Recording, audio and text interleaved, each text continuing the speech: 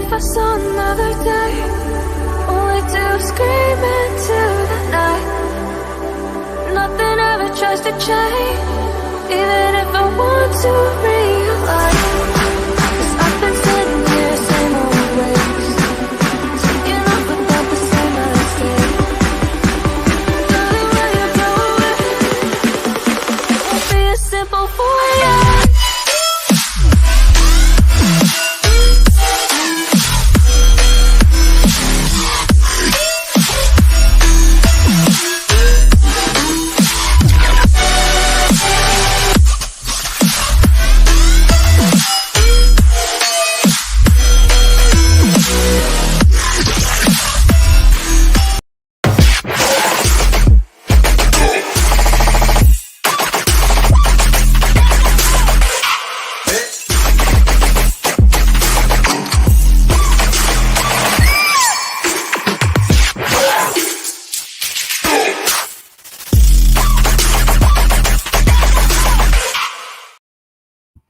Hello everyone, welcome back to Red Devil Studio. It's me again, Mazer, doing the preview for Manchester United versus Southampton. I've got the lovely Red Devil Studio himself with me again to do the preview. How are you? I'm doing fine, Maisie. Doing fine. Very busy. A bit disillusioned with Manchester United right now. But I'm sure we will talk about that in the preview. Yeah, definitely. There is a lot to talk about in terms of Manchester United in itself. So much going on. Bit of team news ahead for the Southampton game, but just to touch on a little bit with Burnley in itself, because it did come out as a 1-1 draw. Do you think Ralf really needs to fix up what he is doing to prevent getting another draw again at a team where we should ideally get the 3 points to secure top 4? I don't really know what else he can do, to be honest, because I'm looking. It's also about the options that are available to him. So because we had a situation before January. It's like I said, the transfer window where we're a lot weaker than we are after January. And I don't think a lot of people realize that. I'm not going to go on about what happened with Greenwood, but we would have before January we would have had an option of Greenwood, Martial, and Van der Beek as squad players. Whatever you say about them playing, but they were there to do something. Like we saw Martial come create a goal. Now we don't have that anymore. So when you look at the bench, and this is going to be particularly the case when we talk about this game, from a forward point of view, our bench is basically will be Cavani and Lingard coming on. So if Cavani and Lingard can't do anything from an attacking point of view, we're stuck. As far as defensively goes, really the only thing that I think that Rangnick can do is basically drop Harry Maguire. That's literally the only thing that I think that he can do from a purely defensive point of view, because I think Maguire has made one too many mistakes. In my reaction I was going to post, I think he was somewhat responsible for the fact that we conceded that goal against Burnley. I'm not saying Lindelof necessarily would have kept a clean sheet, but it's just the fact that he's just had so many mistakes at this point, so many mistakes, and that's so really. I guess what I'm saying is the only thing that I think that can be changed is the dropping of Harry Maguire. Everything else, Ralph has kind of got limited options, if that makes sense. Yeah, I can definitely agree with your point. Actually, from the Burnley game, I did a player ratings on my channel straight after, and I did rate Harry Maguire a 3, just due to several reasons. The offside, the disallowed goal, he was offside, plus he was interfering with play, fouling a Burnley player. And then, of course, there was he was making unnecessary kicks at a ball to put the ball out of play for Burnley. And that goal the goal for Burnley in itself, I don't solely blame Maguire, because I think Luke Shaw did play a responsibility for that for me as well. Just due to the fact with Harry Maguire, he was a one-on-one with Rodriguez, Mm, So he should have been able, especially, I'm not saying that Harry Maguire is fast, but he's physically strong. So mm, he mm, could have been able to, I wouldn't say tackle him, mm, but at least try and win the possession back. And it mm, just felt like he was very weak. And it, considering it was 1-on-1, you'd think that was the kind of thing Lindelof would do, but Lindelof has been miles better in his one-on-ones. And Luke mm, Shaw, he tried to do a slide tackle to win the ball, wasn't mm, anywhere near it. mm, mm, So there was two different players there who could have done it. Even De Gea could have done a little bit better to save that, but the build-up play for Rodriguez, that shouldn't have happened, mm, especially knowing the first half we had. mm. Um, and another thing for me as well, um, another thing what I was gonna say is with Maguire, you do look at it and think the only two options we have there is Lindelof and also Phil Jones. Eric Bailly is still injured from what I'm reading. I He's would, I not would, going to be I playing. would, I would actually take Phil Jones at this point after this because I don't remember a defender that had, that has had such a consecutive bad performances. We would banter Jones, but people also need to forget that when Jones was playing in much weak, like what I would perceive as much weaker teams, and he did well. He did have I think in that season when we won the Europa League, he was the primary partner of Chris Smalling. I think Eric Bay was involved as well. So he's won. You know, he's done okay. Um, I just can't remember the last time we had a defender who was single-handedly indirectly responsible for so many goals. Um, and yeah, I don't know, Maisie. I don't know. Like, I'm literally at the point where now I'm like, just try anybody else. Lindelof preferably, and I agree with you from availability. But if Lindelof can't play, you put Jones ahead of Maguire because like you can't keep on rewarding a player um who makes consecutive bad performances. It's just not right. Hmm. I completely agree with you, and obviously, I don't want to make it about the Harry Maguire show, of course. But Yes. what do you think Ralph should really do in terms of Harry Maguire? Rumors suggesting he wants to he wants to sell Harry Maguire. Rumors suggesting that he won't. He's still going to be starting till the end of the season. But what do you think Ralph is going to do with Maguire? Well, that's the problem. I think there's a difference between what I think Ralph wants to do and what Ralph is being allowed to do. I think that for me is the big thing. What Ralph wants to do versus what Ralph is allowed to do. And I think what Ralph wants to do is drop. I mean, he's already dropped Wan-Bissaka. He did drop Harry Maguire for a while until, but Lindelof obviously was out for fault of his own. Um, I think he wants to, I think Ralph is like us, and Ralph has already seen. Listen, Maguire, Wan-Bissaka, and their few key players that just aren't good enough. And Mhm. in in an ideal world, Ralph would basically, and this is what concerns me about the United future going forward, especially with so many players leaving the club, is that we have we're gonna lose a lot of players in the summer. And if Ralph is in the dark about that, I was under the assumption that he was basically brought in to help us um, restructure Manchester United, the recruitment, the philosophy, top to bottom. That was that was the whole point. But if he's like now, um, you know, not knowing what's going on, what's happening, etc., then that just tells me that this whole kind of restructuring consultant job order was just a hoax. That we're not basically that we just brought him in to do a semi-decent holding job to hopefully get top four. Then he'll go and never be heard from again. And then United will probably get someone like Poch, for example, in who is a yes man. And then we'll just continue the cycle of United over and over again and hope for something different, which I just think is suicide at this point. And I completely agree with them comments about Poch as well.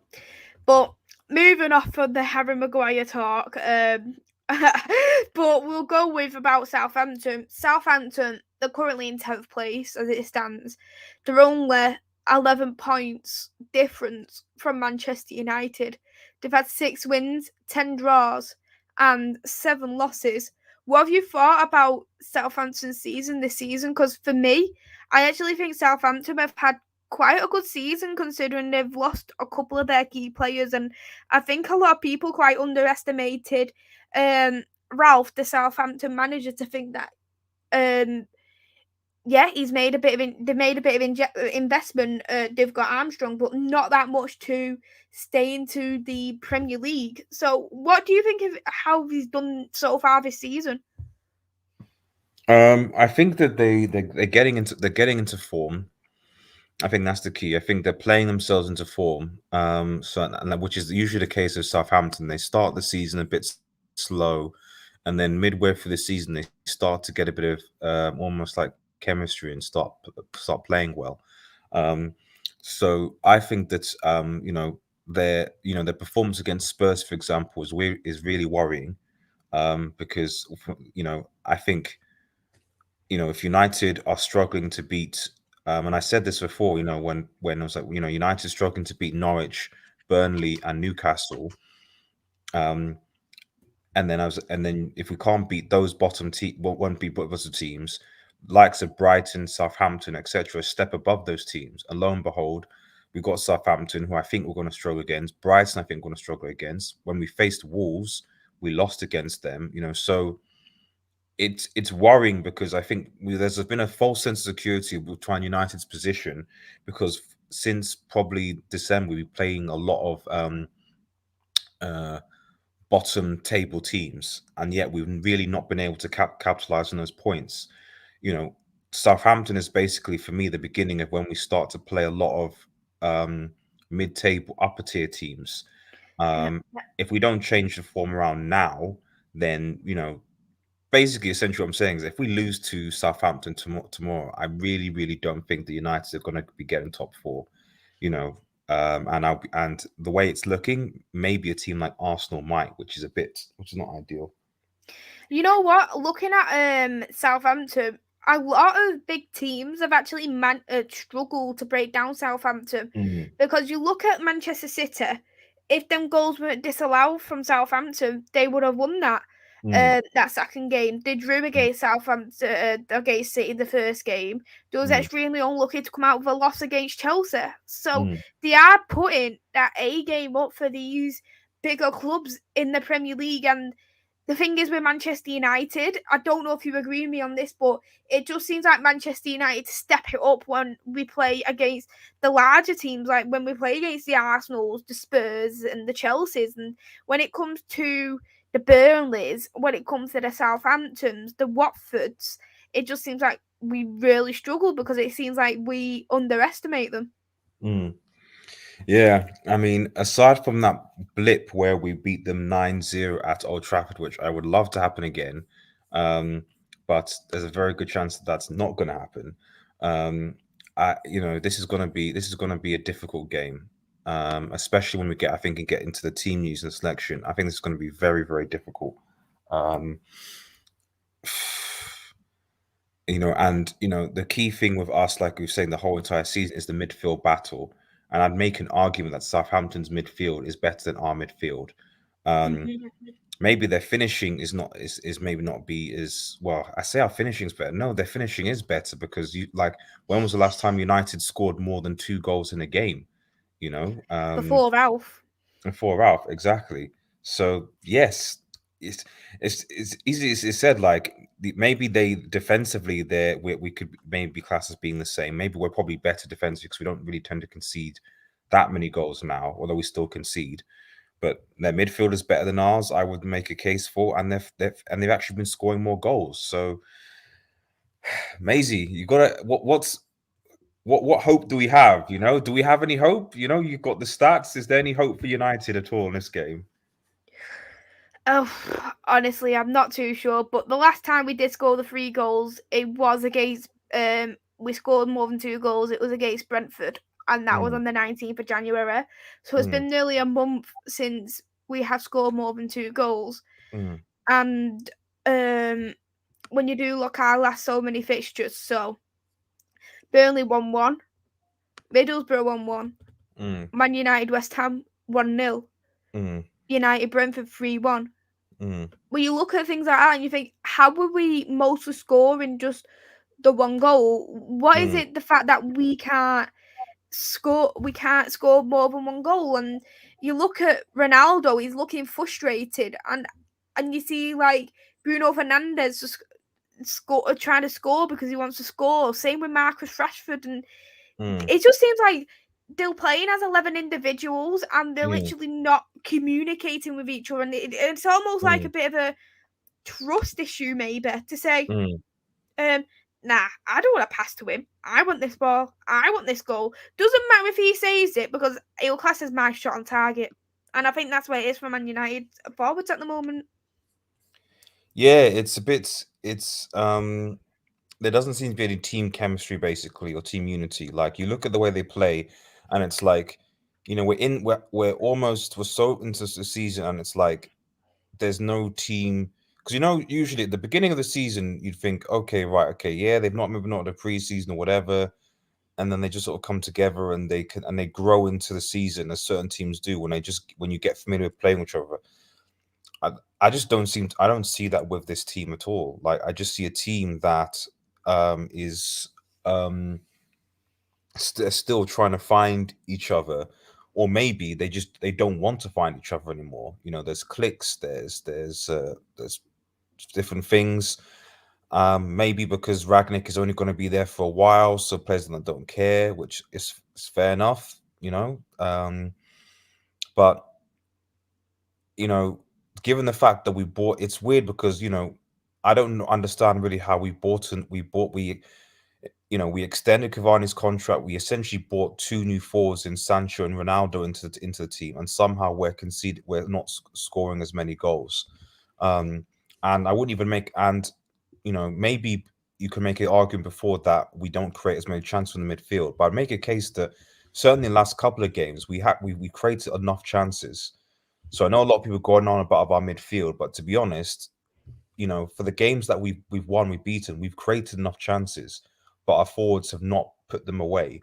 So I think there should be a lot more criticism about United's forwards over the last maybe 2 months than our midfield or even our defense, because we've not been spanked for like a while so that's better.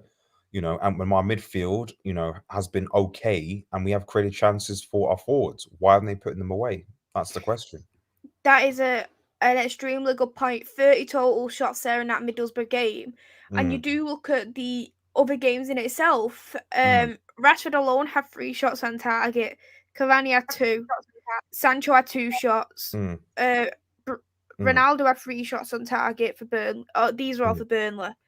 Bruno had 2 shots on target. So what? That's over 10 shots on target for players. So what are they really doing? And just as managers have said, you can teach them all you can in training. You can teach them how to finish. You can teach them the skills. You can do this. You can do this. But it's about what they do on the pitch. And you've got 3 substitutes to use. Ralph is probably thinking, I wish I had 11 substitutes to sub them all off. Because if I was Ralph, I'd be thinking the exact same. But if they don't want to play because Ralph is staying for 6 months, what they should do at least, they should play for the badge. They should play for the fans. Imagine being a Manchester United fan, for instance, and you lived in Australia, so you had that once in a lifetime opportunity to go to Manchester, go to Old Trafford, watch a game from Stretford End. You'd probably be so excited thinking, wow, I'm never going to get this opportunity ever again. And then you come and you get a performance like Burnley, you get a performance like Middlesbrough. I'm sorry, but they're not playing for the fans and they're not playing for the badge. I can imagine all fans who go to the games, who watch on the TV, are just nothing but disappointment for me. I actually, how could I say, I actually don't feel disappointed or like upset anymore when we lose. I just feel numb. That's how I feel now. Yeah, I mean, that's the scary thing. It's like it's apathy, So you're apathetic to Manchester United. I mean, I even in this channel, So like when it comes to reaction videos, I'm just like, oh, when it's covering United, I'm just like, what is it exactly that I'm going to say or reflect or stuff that hasn't really been said or that we don't really know about, just during the season. So I just think that if I'm honest, and I know that Niles in the chat watching and a few others, like I wouldn't be surprised if we lose to Southampton tomorrow. I generally think that this team isn't going to get top four, and I think that as United fans, we need to really think about what is like because a long term situation is when you're looking in the summer, like you don't actually know what exactly is going to happen with this club. If we don't get top four, you know, quite a few players are going to leave already, or leaving already, and Ronaldo probably will leave. I think if we get top four, because he's not going to be playing in the Europa League for his brand's sake. Um, so we're essentially losing. Well, potentially Ronaldo, Cavani, Lingard is gone. Mata obviously would go because his contract is on. Potentially Martial, potentially Van der Beek. Pogba's obviously gone as well. So that's potentially seven. Obviously, well, Greenwood, enough said. So that's 7, 8 players of the senior squad just gone in the summer, with no real plan to replace them, and a man and I highly, highly doubt the Glazers are thinking, right, the new manager that's coming in, we're going to give him £400 million to rebuild this squad to fight for a title in this coming season. It's not good, mate. It's not good. What I'll do before I do the team news, I'm gonna go through a couple of the comments. Hello there to Niall. I hope you're well. Niall said, Red Devil, thanks for having me on again on the member stream with Chainsaw. I really enjoyed it. Great chat about the upcoming games. Thank you. Now, the member stream will be again going on next week. And yeah, for those who are watching, if you'd like to become a member of the channel, hit the join button, and we'll do it. Nyla said, make sure you hit the like and subscribe button to the stream. Give it a share. Thank you very much. RDZ17, thank you for tuning in. As much as I hate to say, tomorrow might be a game to use McFred. Nyla said, I am sticking to my 2-1 Man United for tomorrow. And RDZ17 said, this might be a blessing in disguise if Ten Hag comes in. He has a chance to come in to reshape the squad in his image, which is absolutely correct. But I'm going to do the team news, especially knowing what RDZ17 has said. So, sorry, I was going to just want to interrupt you, Maisie. Like, yeah. Ragnick's press conference has confirmed that Bay, Fred, and Matic are not going to be available. So, unfortunately, there's going to be no McFred because Fred is not available, Matic isn't available, and Bay isn't available. So, yeah, our options on the bench are going to be very, very slim to none, I would say. But sorry, go on. Yeah, so that was some of the news I had. So Alex Tellez is back in training. Ralf said there could be a chance he could be on the Man United squad for Saturday. However, it's just depending on how Tellez is feeling. So he's gonna have a chat with Tellez before the game just to see on how he is feeling. Just as Red Devil Studio has said, Fred is out after testing positive for coronavirus. Eric Bailly is still missing. He returned from his Africa Cup of Nations duty, but he has a swollen ankle. Ralf will be deciding whether to recall Cristiano Ronaldo after our league goal scorer started the draw on the bench against Burnley. And he has also the boss has made 2 changes to his lineup at Turf Moor with De Gea and Cavani drafted into the side, and Jesse Lingard came off the bench for his first action since the draw at Aston Villa. McTominay appeared to have a heavy knock, but hopefully will be available for 12:30. So that is still not a very clear sign to know about Scott McTominay. So we could still potentially be out with another midfielder, which is quite alarming as well. Oh wait, But sorry, what did you say about McTominay? Sorry, Maisie. McTominay picked up a heavy knock from the game, and it's just hopefully that he may come back to the squad on Saturday, so he could potentially be out as well. So who's? I mean, you're gonna have to play. You're gonna have to play. You're gonna have to play Hannibal. That's the only thing that I can think of. Like you're gonna have to. We don't have any unless you play. Well, the only things I can think of is you bring Mata and Lingard into the midfield because Lingard could probably play where Bruno plays and then play Bruno and Pogba deep. So almost Pogba becomes like a holding midfielder, which he's done before. That's the only. But then again, this is the problem, is because if you do that, your attacking option from the bench is basically reduced to either Cavani or Ronaldo, and then that's it. I mean, if but Tommy's not there, to be honest, I would take a risk with Hannibal. I would take a risk of Hannibal and play Pogba deeper and hope that works. I've got no idea what. Go on, Maisie. Sorry. It would be a good shout to try and use Hannibal, and potentially, even if we use Pogba as a holding midfield, could it be a good idea to drop Bruno a little bit back and perhaps maybe put Hannibal as a 10 or maybe put Mata as a 10? Yeah, so I mean that's something. So you could play Pogba, Bruno back, and then Mata as a 10. Although I don't think he necessarily has the legs, but that could definitely work. And he just hasn't had much game time. That's my thing about Mata. He's barely had any games. This is against Southampton, so it's an option. I can't really think of many other options really because I'll have a quick look at what squad is available. Let me just have a quick look. I'll read Niall's question while Niall's comment here. Yeah, mate, I'll let you know what day I'm free next week for the member stream as well. Yep. So once have you checked who's available? Yeah, I'm just checking because they posted the squad for where is it? They posted the squad for. So that's my computer. That's really slow.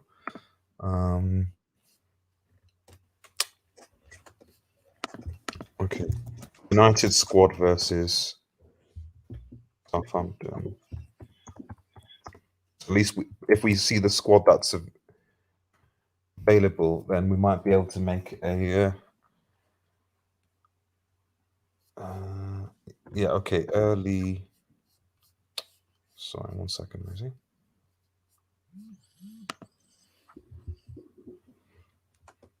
Let's have a look. Okay.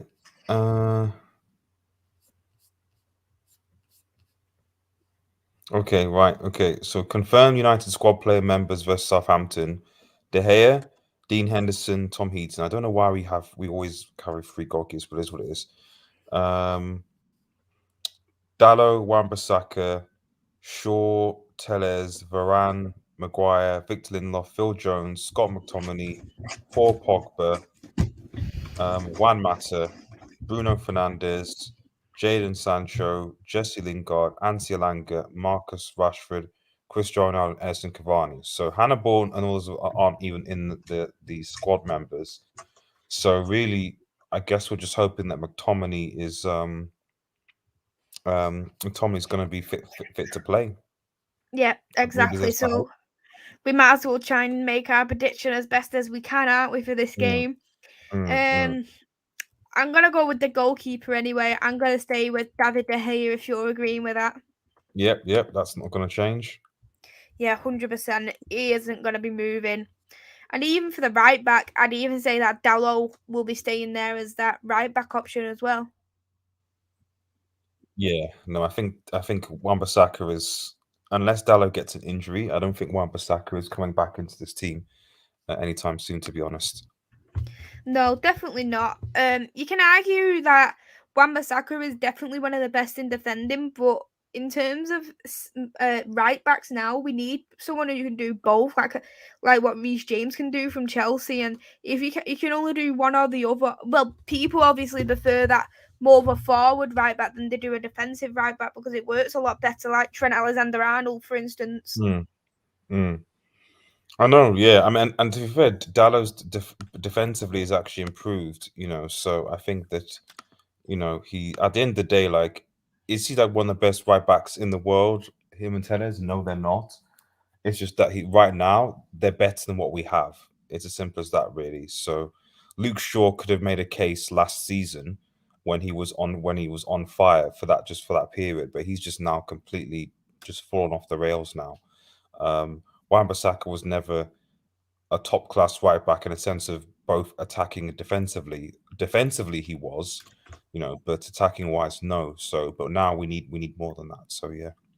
For the centre back option, I'm gonna go for both Varane and Lindelof because I Yeah. really can't see Harry Maguire getting back into this squad at this moment in time after that performance against Burnley. In my opinion, if you do agree with that as well, I do agree, but we said this.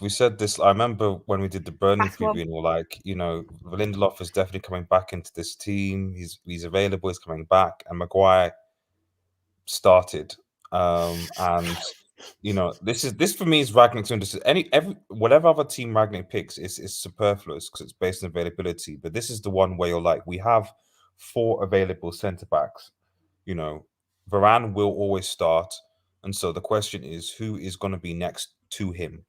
You have Lindelof, you have Maguire, and you have Jones to pick.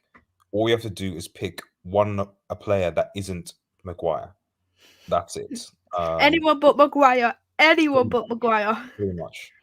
So if he does pick Maguire, then either that's him or it's the club. I don't know at this point. So because I don't think Ralf has as much control as we're made to believe.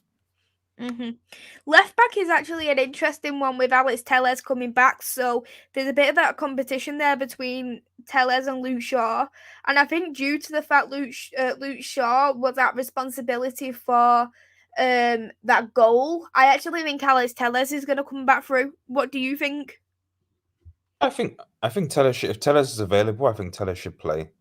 That's my personal opinion. So I mean, I don't think Shaw's done enough. There are a lot of people like Luke Shaw. I have no issue with Shaw. But I don't think he's just done enough this season to warrant a starting spot. I don't think there's been like a massive difference between Tellez and Shaw. Shaw has had his moments, Tellez had his moments, but I just think that for me, I think the thing with me is that, like I said, certainly recently, Tellez' delivery has been better than Shaw's, is what I would say. And just based on that alone, I think Tellez should go. And I think Telles for me hasn't really had a bad game this season so far, whereas Luke Shaw has had plenty of bad games so far for He Manchester has. United this season. He So it's has. only fair to keep someone in the starting 11 who hasn't had a bad game. And for me, Telles is actually my favourite person to take the set pieces, to take the corners, and to take the free kicks. Yeah, no, I agree. Teller should be our set piece specialist at this point. From corners to free kicks, because it's absolutely embarrassing that we have not, despite how many We've had over 100 games corners and we haven't corners, scored any. we haven't scored one, despite having supposedly Harry Maguire is going to be a goat from headers. It's embarrassing. So yeah, Teller should come back in. So there's the midfield option now. I think Paul Pogba is going to be keeping his place into the squad, and I think McTominay will be staying there if he is fully fit.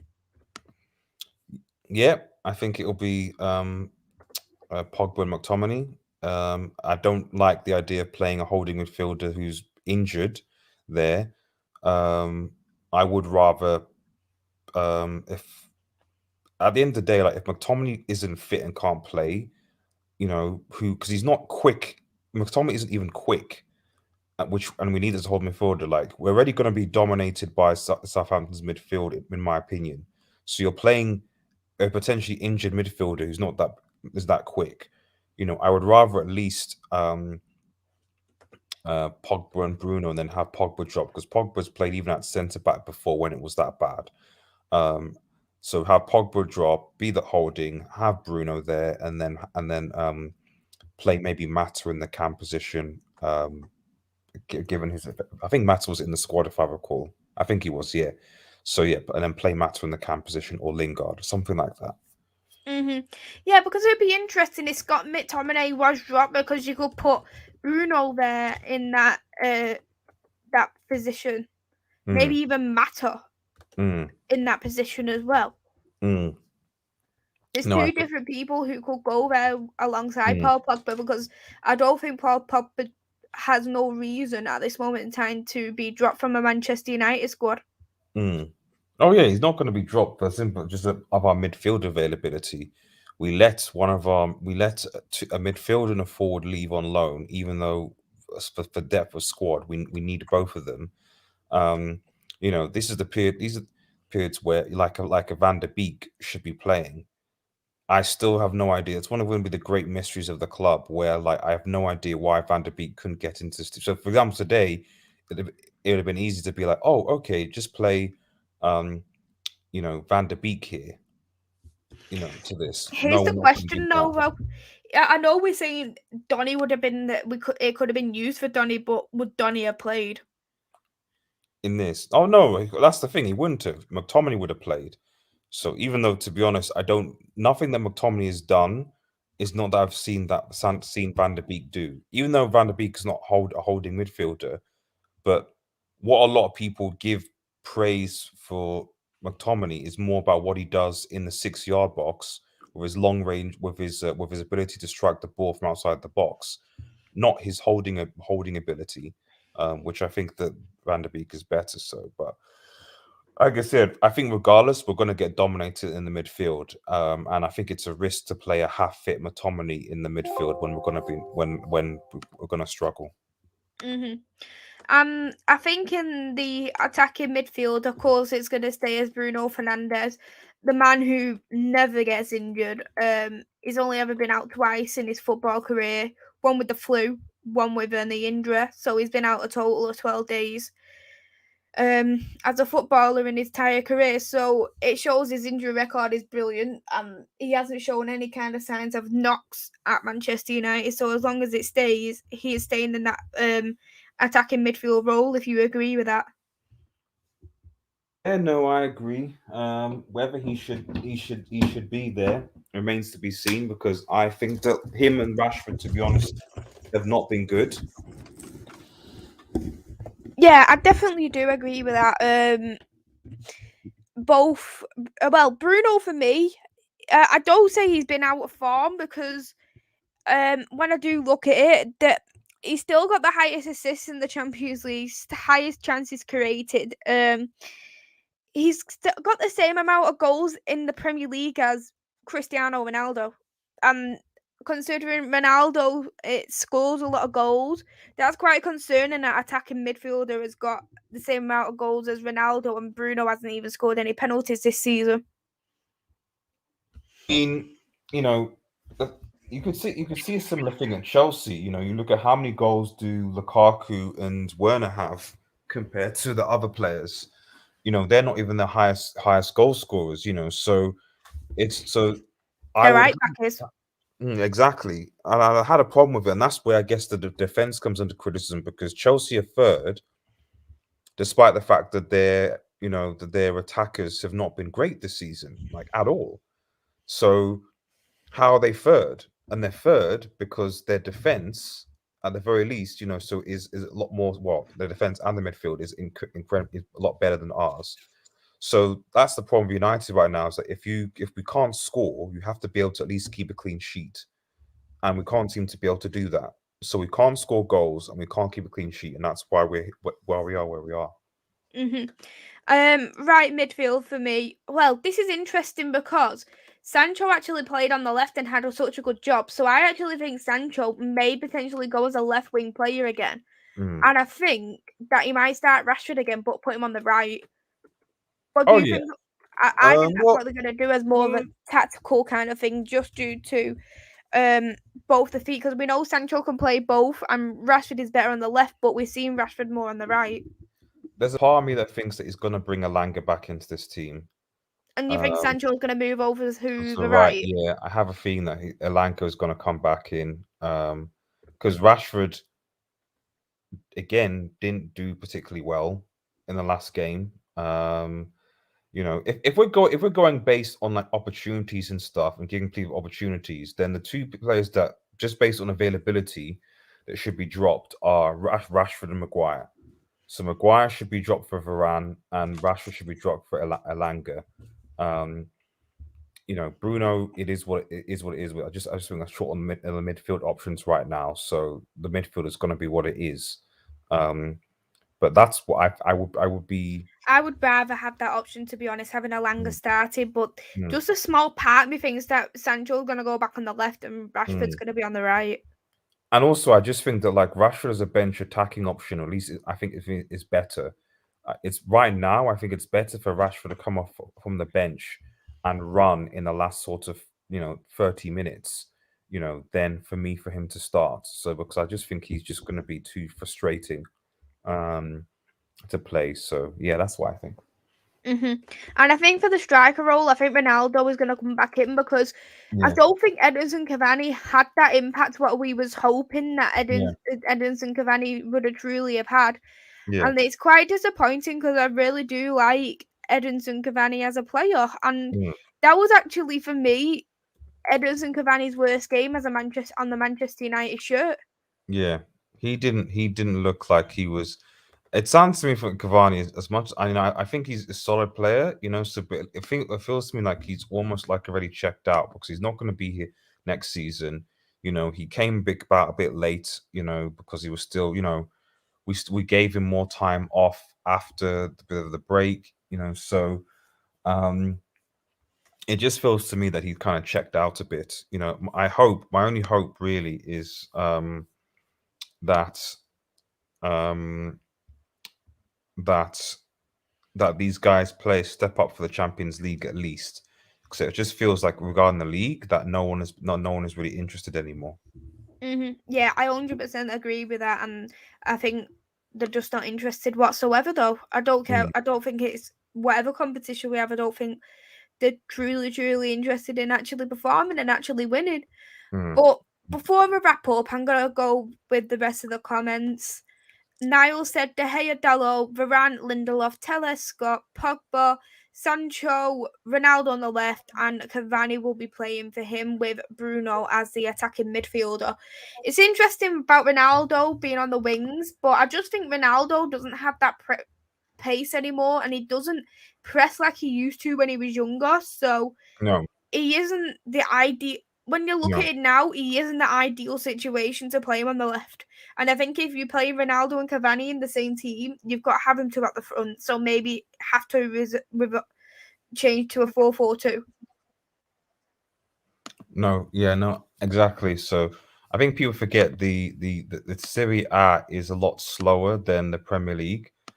So someone of Zlatan did the right thing. Zlatan went from the Premier League to obviously MLS and Serie A. That's how you should go about it as you get older. Going from the Serie A to the Premier League as you get older is not the best thing, like, at all. Because it is fast, it is quick, and Ronaldo clearly just doesn't have that pace anymore. And then when you're in a team where, again, we've not fixed the midfield, our wingers are not great. Well, you know, Jadon Sancho's at least performing better as a winger. So, but he might not necessarily get as many chances as he would like. I just think it's going to be difficult for Ronaldo, and I think this game is gonna be. I won't say it's going to expose Ronaldo, but I just think there's going to be a challenge. Yeah. Nowhere said Broja is going to destroy United. Play Harry, let Broja dominate him. Yep, he is the Chelsea loanee who's doing quite a good job there at Southampton at the moment. Mm, Niall said, I went a bit different. I missed out Rashford for my team lineup. I didn't think of Alanga either. My mistake. I get where you're coming from. Ronaldo is aging now, hasn't got that pace anymore for a winger. He's more suited as a forward, and I'm in two minds between him and Cavani. The thing is with Ronaldo, it just seemed like when he got older, he just got pushed onto that forward position because his pace wasn't what he used to his 18-year-old self at Manchester United. So I think when he went to Real Madrid in his later years, he got pushed to that forward position. Yeah, I mean, it was Jose Mourinho that made him a number 9 at Real Madrid and converted him from that role. And then obviously Benzema, BBC, Benzema, Ronaldo, Bale type of situation, you know, is what happened. And that's what he's been like. And he's been prolific, and fair enough. He's built his brand, he's built his thing. That's it's brand Ronaldo. It's what he does. But at United, it's just not worked. So I mean, if he went to maybe a PSG and had like some Neymar and Messi creating for him, maybe that could work. I'm not entirely sure. Or even like as a Manchester City, maybe. I think this is the thing. I think if he'd gone to Manchester City, it'd been a different story.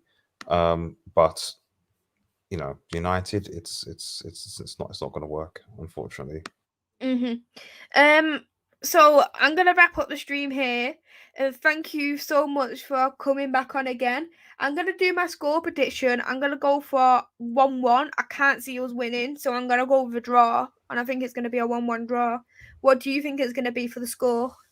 I hate predicting our loss, but I mean, I'm so pessimistic about United right now that I generally think that we're going to lose this game. There's nothing that I've seen from this team the last month that tells me that we're going to beat Southampton, a team that's in good form. We beat Brentford, but Brentford, where we played them, they're in bad form. We're playing a team that's in good form. That, in my opinion, has a better midfield than us, that are scoring better than us, and where the defense is invariable. We have yet to keep a clean sheet in goodness knows how long. I can't remember last time we kept a clean sheet. It must have been sometime I think must have been against Norwich, possibly that 1-0. It was West Ham.